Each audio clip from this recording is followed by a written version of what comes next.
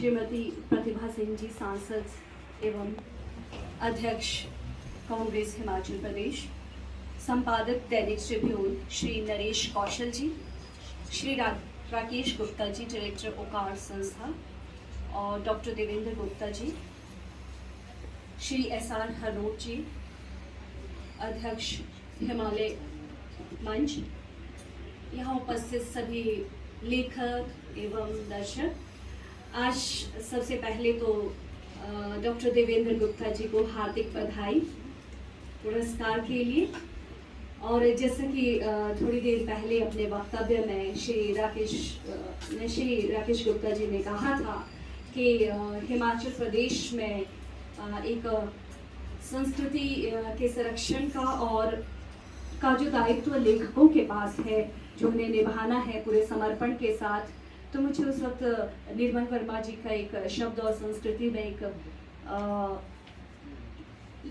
कुछ लाइनें थे उनके लिखे हुए, वो याद आई कि वो शहर जिनके अपने खंडहर नहीं होते वो अभागे होते हैं।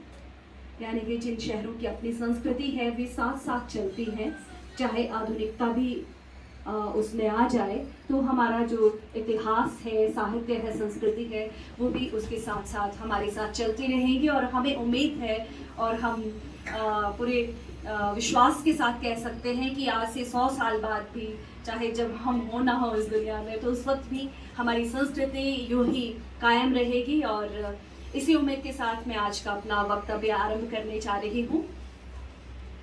हिमाचल प्रदेश से प्रकाशित होने वाली साहित्यिक पत्रिका सेतु देश भर से प्रकाशित होने वाली साहित्यिक पत्रिकाओं में अपना एक विशिष्ट स्थान रखती है।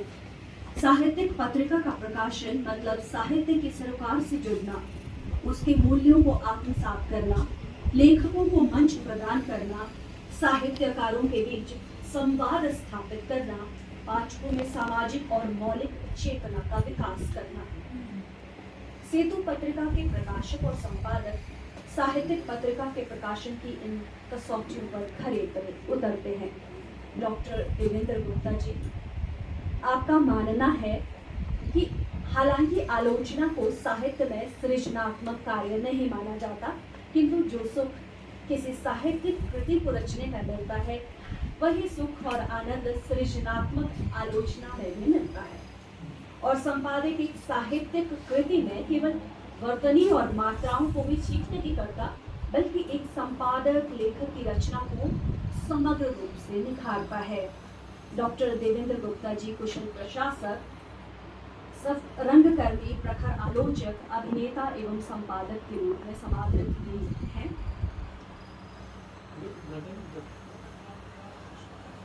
मुझे आपसे अपनी पहली मुलाकात याद है। इस वक्तव्य को लिखने से पहले जब मैं सर से बात कर रही थी कि अच्छा कि आपके व्यक्तित्व के बारे में मैं ये कहूँगी कि जो रोब हम लोग डरते थे इनके कमरे में जाने से, जब ये डायरेक्टर थे जब डायरेक्टर थे भाषा एवं संस्कृति विभाग में, और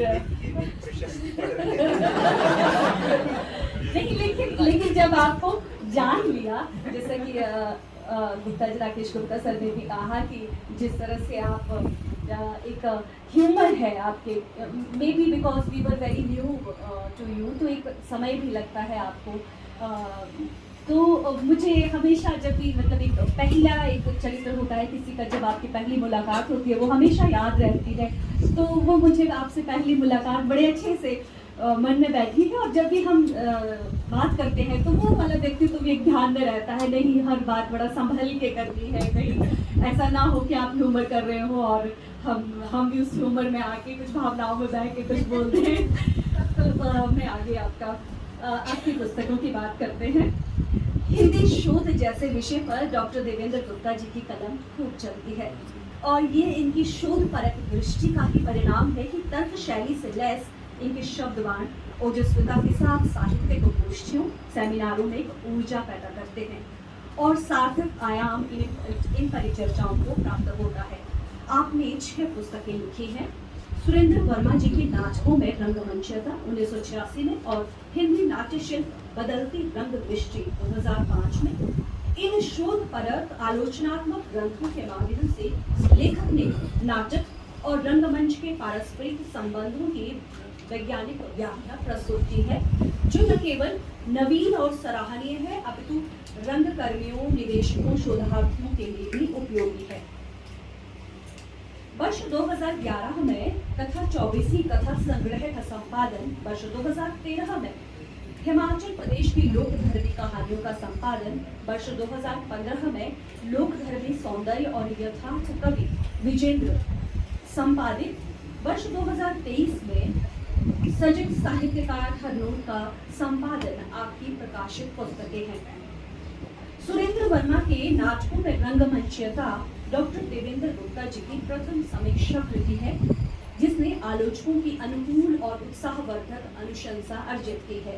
हालांकि यह खेद का विषय है कि हिंदी की नाट्य समीक्षा रंगमंच से कुछ कटी रही।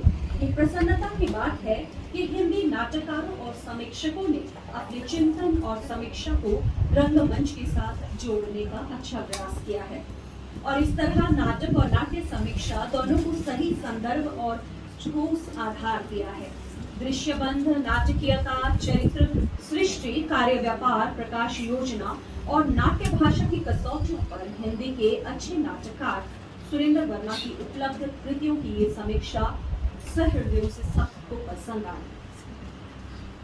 वर्ष 2005 में नाट्यालोचना के क्षेत्र में डॉक्टर गुप्ता का शोध प्रबंध हिंदी नाट्य शिल्प बदलती रंग दृष्टि पीयूष प्रकाशन दिल्ली से प्रकाशित होकर रंगकर्मियों, समीक्षकों, नाट्य निर्देशकों के समक्ष हिंदी नाट्यालोचना में एक नई दिशा और दशा रेखांकित करती है। निसंदेह यह एक बेजोड़ कार्य है और ये पुस्तक पाठकों को भारतेंदु युग से लेकर 90 के दशक तक हिंदी नाट्य शिल्प में आए बदलाव का पूर्ण अवलोकन कराती है। हिंदी नाट्य शिल्प की अनेक पद्धतियों और शैलियों को इस पुस्तक में प्राथमिकता के साथ विवेचित किया गया है। इस पुस्तक में भारतेंदु युग से लेकर 1990 तक नाट्य शिल्प को लेकर नए सिरे से विचार किया गया है। नाटक और रंगमंच के इस विश्लेषण से रंगालोचन के नवीन क्षितिजों का उद्घाटन और अनुसंधान किया गया है। प्राचीन और नवीन रंग परंपराओं की सार्थक खोज को संप्रेषणीय भाषा में रखते हुए नवीन रंग दृष्टि से युक्त रंगमंच की परिकल्पना को व्यावहारिकता के धरातल पर विश्लेषित एवं विवेचित किया गया है। समकालीन हिंदी कहानी और हिमाचल पर सार्थक बहस की इस जरूरत को महसूस करते हुए डॉक्टर देवेंद्र गुप्ता ने सन 2011 में एक संपादित पुस्तक द्वारा हिमाचल के कथाकारों की हिंदी की 24 कहानियों को पाठकों के समक्ष रखा। इस कथा संकलन का उद्देश्य न केवल हिमाचल प्रदेश के हिंदी कहानीकारों को संग्रहित करने का रहा है, बल्कि इससे राष्ट्रीय स्तर पर लिखी जा रही हिंदी कहानी की प्रवृत्ति, संवेदना और शिल्प की सह यात्रा में हिमाचल के हिंदी कथाकारों के योगदान को प्रदर्शित किया गया। इस संकलन में उनकी कहानियों को लिया गया जो 2000 से लेकर 2010 के मध्य लिखी गई या प्रकाशित हुई। मायने ये कि प्रदेश से निकलने वाला ये कहानी संकलन यहाँ के हिंदी लेखकों की 21वीं सदी के प्रथम दशक की कहानी का दस्तावेज है। संपादक डॉक्टर देवेंद्र गुप्ता का यह वस्तुनिष्ठ प्रयास रहा है कि उन जैनिक कहानीकारों को लिया जाए जो अक्सर बिना चर्चा के और बिना नोटिस किए हुए गुम हो जाते हैं। आज की हिंदी कहानी प्रमुखतः भाषा व शिल्प के सहारे चलती दिखाई देती है, कथा के नहीं। लेकिन संकलित कहानियों को पढ़कर ये बखूबी सामने आया कि लेखकों ने शिल्पगत श्रेष्ठता पर अंतर्वस्तु को अधिमान देने का प्रयास किया है। अब बात आती है वर्ष 2006 में हिमाचल प्रदेश के साहित्य जगत के लिए बहुत महत्वपूर्ण माना गया, क्योंकि इस वर्ष Himachal Pradesh creative writers forum के तत्वावधान में डॉक्टर देवेंद्र गुप्ता ने साहित्य, कला और संस्कृति को समर्पित अर्धवार्षिक हिंदी पत्रिका सेतु का संपादन आरंभ किया।